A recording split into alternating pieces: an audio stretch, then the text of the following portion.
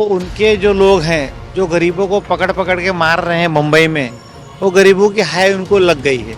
आर्थिक राजधानी है देश की, यहाँ पे हर कोई रोजी रोटी कमाने आता है, तो आप गरीब लोग को मार के, स्पेशली वॉचमैन लोग को उन्होंने मारा है। गलत बात है, ऐसा नहीं करना चाहिए, गरीब लोग को नहीं मारना चाहिए। उसके हाय लगी है और गरीब लोगों ने बटन दबा दिया है इस बार जो है। लेकिन राज साहब को उनको रोकना चाहिए कि वो भी भारत के नागरिक हैं, हमारे आपके भाई हैं।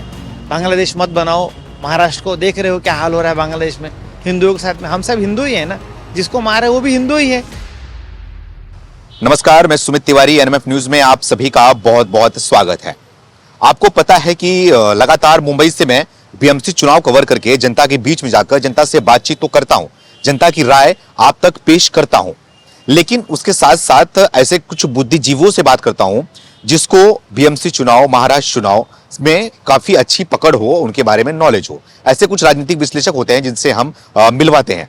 तो ऐसे हमारे साथ में एक ऐसे शख्स जुड़े हुए हैं जो कि राजनीतिक विश्लेषक हैं, और इनसे आपसे मिलवाऊंगा और इनसे भी समझने की कोशिश करूंगा कि क्या लग रहा है और बीएमसी चुनाव में इस बार किसका पलड़ा भारी लग रहा है, और साथ ही साथ देवेंद्र फडणवीस जिस तरीके से सरकार को चला रहे हैं, जिस तरीके से डेवलपमेंट की बात कर रहे हैं वो, तो उसकी क्या सच्चाई है। और साथ में ही बात करूंगा दो ठाकरे ब्रदर्स की, यानी कि उद्धव ठाकरे की और राज ठाकरे की, एक साथ में आए हैं 20 साल के बाद, तो इसका क्या असर पड़ने वाला है बीएमसी चुनाव को लेकर। शिव प्रताप सिंह जी हमारे साथ में जुड़े हुए, थोड़ा इनसे बातचीत करूंगा, इनकी राय को भी आप तक रखूंगा। सर, क्या कहना चाहोगे कि बीएमसी चुनाव भी नजदीक आ गया है, कुछ ही दिन रह गए हैं, 15 जनवरी को जो है वोटिंग होने वाला है, तो आपको क्या इसमें समझ में आ रहा है, क्या कुछ आपको दिख रहा है कि बीएमसी चुनाव में किसका जलवा भारी लग रहा है, और साथ ही साथ क्या इस बार कौन सा फैक्टर काम करने वाला है?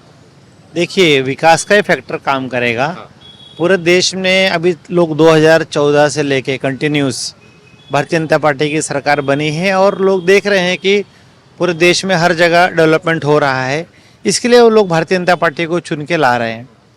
तो महानगर पालिका में भी अगर जो है अच्छे से सीटों का बंटवारा हुआ, तो भारतीय जनता पार्टी और जो शिंदे गठ है वो दोनों जन सत्ता में आ जाएंगे।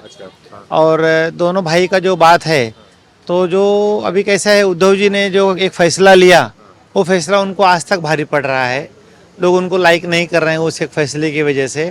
और जो उनके दूसरे भाई हैं राज साहब, वो उनके जो लोग हैं जो गरीबों को पकड़ पकड़ के मार रहे हैं मुंबई में, वो गरीबों की हाय उनको लग गई है। अच्छा, हाय लगेगी? हाय लग गई है।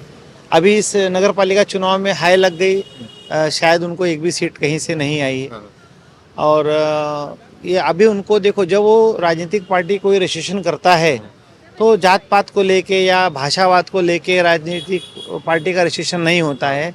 वो इसके लिए होता है कि हम सबको एक नज़र से देखेंगे, हमारी सरकार आएगी तो हम सबको एक न्याय देंगे, सब कुछ करेंगे। तो उसका वो दुरुपयोग कर रहे हैं, उनकी पार्टी जो है मारपीट जो कर रही है, गरीबों को मार रही है। तो भाई साथ में तो इसीलिए आए हैं, 20 साल के बाद दोनों का गठबंधन हुआ है ना। अब पार्टी से पार्टी तो मिला है, लेकिन दिल से दिल भी मिल गया है 20 साल के बाद।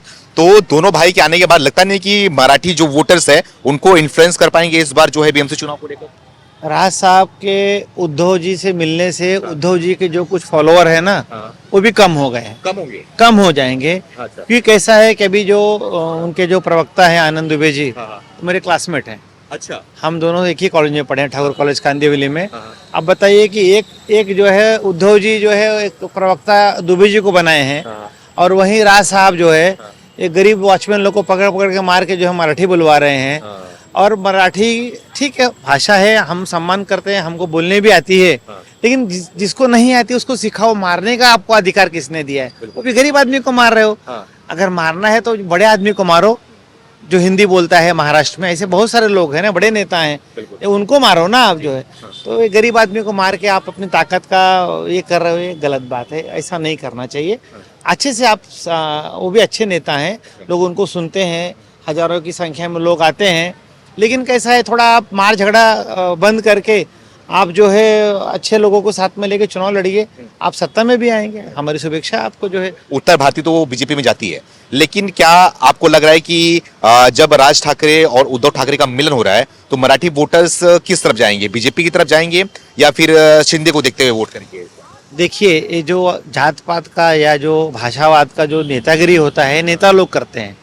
आम आदमी को जात पात से या भाषा से कुछ लेना देना नहीं है, उसको डेवलपमेंट से मतलब है कि क्षेत्र का विकास कौन कर रहा है, सड़क कौन बना रहा है, अस्पताल कौन बना रहा है, तो उसको देखते हुए जो है वो वोट करता है। ये नहीं कि वो मराठी बोलता है या हिंदी बोलता है। ऐसे कितने मराठी मेरे मित्र हैं, हम दोनों एक थाली में खाना खाते हैं, तो हम भाषा का कोई मतलब नहीं है। ऐसा नहीं कि सिंधी जी मराठी बोलते हैं या वो कोई मराठी बोलता है तो उसके पीछे लोग ब्लाइंडली भाग जाएंगे, ऐसा कोई बात नहीं है। इस समय जो है डेवलपमेंट के ऊपर ही सारा काम हो रहा है। डेवलपमेंट की बात करो, थोड़ा आपको समझ भी है और पता भी है, आप परखते भी हैं, पढ़ते भी हैं, जानते भी हैं। तो महाराष्ट्र और खास करके मुंबई में क्या कुछ डेवलपमेंट की बात करूं तो देवेंद्र सरकार आने के बाद क्या कुछ बदला है? मुंबई की बात करूं तो मुंबई की दशा और दिशा कहाँ जा रही है? अभी देखिए कोस्टल रोड बना है, अभी बहुत सारे टनल को जो है काट के जो है, जो हमको जो ट्रैफिक होता है, जो हमको समय लगता है, पहाड़ी को काट के जो सड़कें वगैरह बन रही है, ये सब डेवलपमेंट ही है।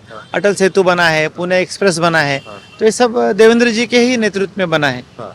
ये सब क्या जनता इससे खुश नजर आ रही है कि जनता इस मुद्दे पे वोट करेगी? क्योंकि गली और मोहल्ले का वोट होता है बीएमसी चुनाव जो होता है, तो गली और मोहल्ले तक पहुंच पाई है बीजेपी? क्योंकि बोलते हैं कि गली से ही दिल्ली मजबूत होता है, ऐसी कहावत भी है। तो क्या गली को मजबूत कर पाए हैं कि नहीं देवेंद्र सरकार?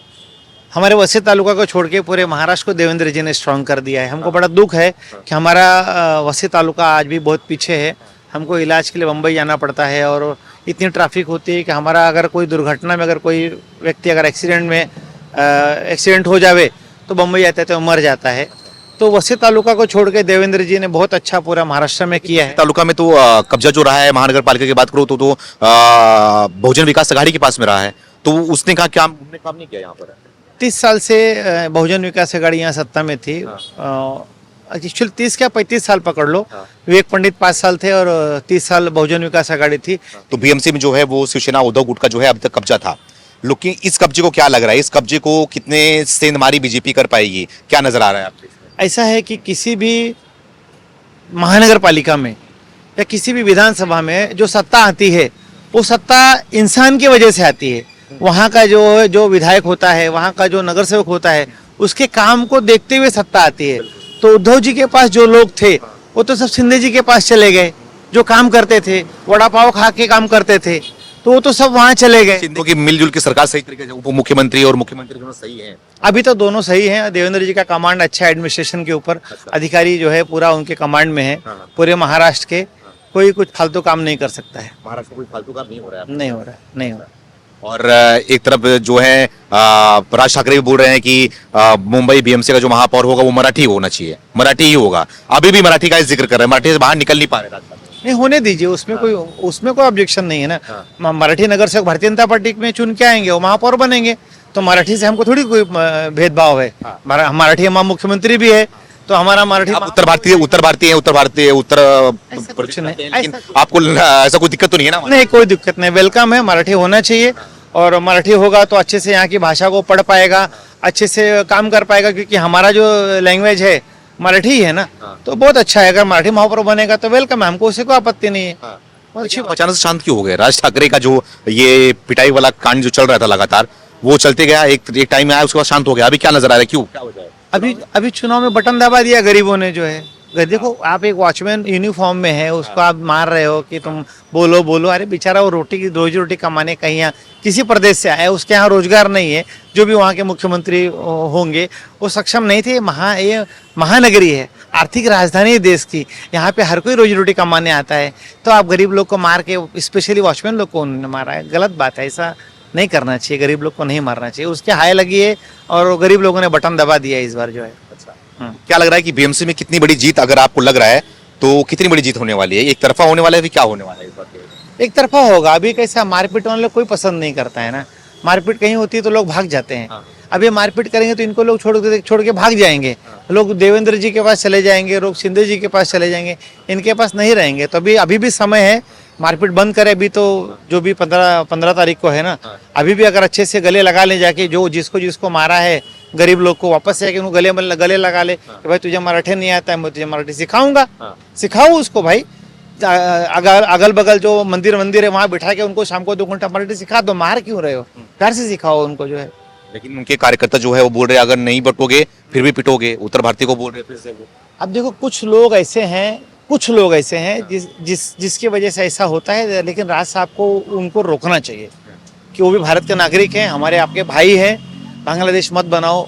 महाराष्ट्र को देख रहे हो क्या हाल हो रहा है बांग्लादेश में, हिंदुओं के साथ में। हम सब हिंदू ही है ना, जिसको मारे वो भी हिंदू ही है, हिंदू है, मुसलमान है, अपने देश का नागरिक है। सम्मान करो, जो भी कमियां हैं उनको पूरी करो, तो हो सकता है कुछ उनके रिजल्ट बढ़ जाए। अभी अगर 10-15 दिन में उन्होंने अगर अच्छा कर लिया तो। अच्छा, ठीक है।